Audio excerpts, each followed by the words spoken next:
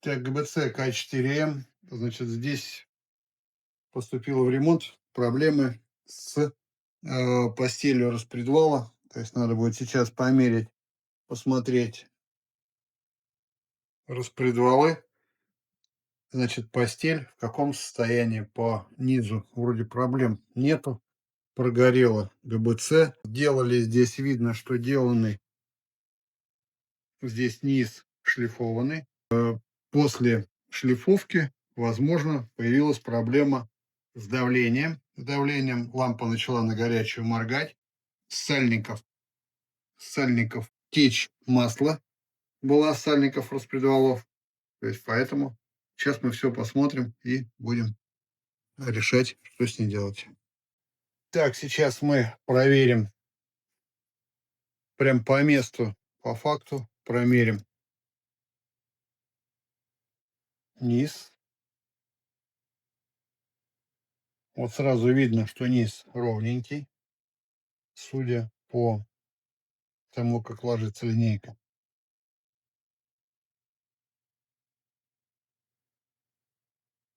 5 соток щуп.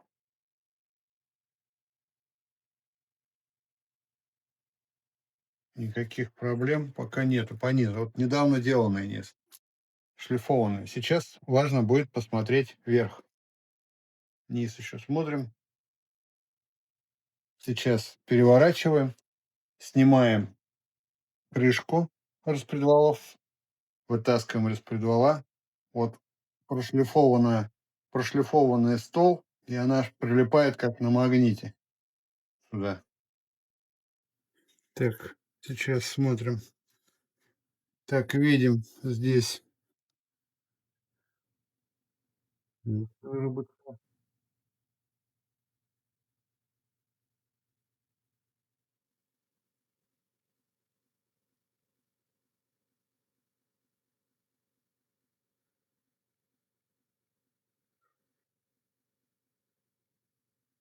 Тут поверху везде выработка есть, вот здесь вот поверху, потому что вал упирается в верхнюю постель, именно на бугелях, вот на этих. Дальше первый бугель ремнем притягивает валы вниз.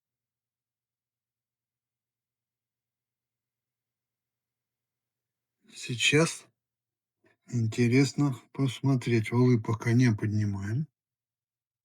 Валы пока, ну, конечно, надо бы поднять их и проверить на изгиб. Сейчас линейку сверху поставим и посмотрим, есть ли у нас изгиб в верхней части. Пока не постели, а именно самой плоскости.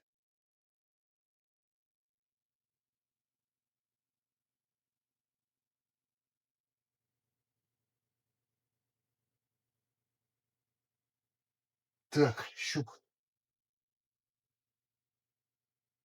Берем щуп. Прижимаем где-то в середину.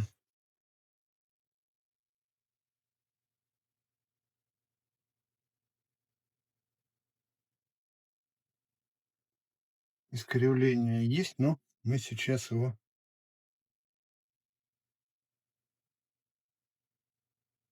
Хотя, сейчас валы уберем и посмотрим. Так, вот К4М, значит, сейчас мы перемерили шейки на распредвалах, то есть получаем. Так, значит, мы получаем здесь по первой шейке, это по распредвалу. Значит, 27 980 у нее размер, в минусе, то есть 28 в минусе 2 сотки. Тут мы получаем по факту 27 800, значит, десятку в минусе, износ, десятку. То есть это уже все, вал уже однозначно изношен. Значит, и по остальным, ну, примерно здесь идет одинаково. 84 у нас получается 980, то есть в минусе 2 сотки. Получается, так, 24,89. Ну, и тут тоже десятка. Валы изношены очень сильно, поэтому валы у нас в замену, однозначно в замену. Следующий момент. Здесь, чтобы не прибегать ни к какому напылению, ничего, то есть где-то опуститься надо в районе полторы десятки. Вниз надо будет опустить, чтобы вышла здесь опора под распредвал, под новый, я уже говорю. Риска здесь останется. Пускай останется риска, но в общем площадь, чтобы была такая, чтобы вал улег в постель. Значит, здесь у нас еще вот тоже очень глубокая риска на впуске. Очень глубокая риска. Она останется, мы ее не будем выводить, потому что она никуда в бок не выходит. И эта риска не опасная, и поэтому, то есть мы сделаем тоже вот на десяточку опустим, сколько она уйдет, столько уйдет поверху. Тоже мы вот такие вот моменты здесь, вот, тоже где-то в районе десятки мы уберем, десятка полторы уберем. Сколько выйдет, столько выйдет. То есть основная опора уже будет нормальная, то есть здесь потерь давления уже особых не будет, но для того, чтобы здесь не напылять, не варить, ничего не делать, я имею в виду никаких вот напыления, потому что непонятно, будет оно ходить или не будет напыления, то есть а сварку тут поведет эти все места. Поэтому здесь, я думаю, так очень много уже делали мы головок, то есть делаем хорошие опоры, проходим борштангой, значит, резцом проходим по стеле, и все будет нормально, вал лежать. Царапины какие-то останутся, такие останутся. Больше здесь, потому что не надо ее занижать. Ни сюда, не надо вниз опускать, потому что здесь расстояние тоже нельзя уменьшать сильно много. Клапанам подвинется, поэтому как-то так. Нужны валы нам для того, чтобы мы могли...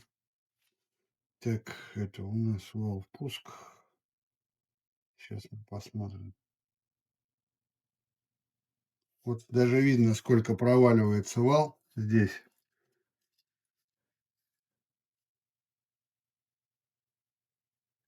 Вот он столько не ложится, вот так вал поднимается, и только тогда он опирается на эту шейку. Эта шейка висит в воздухе, вообще в воздухе. И поэтому здесь будут потери давления, и через сальник будет давить, соответственно. Вот, сейчас мы положим выпуск. Ну, здесь аналогичная ситуация, очень сильно изношенные валы. Вот.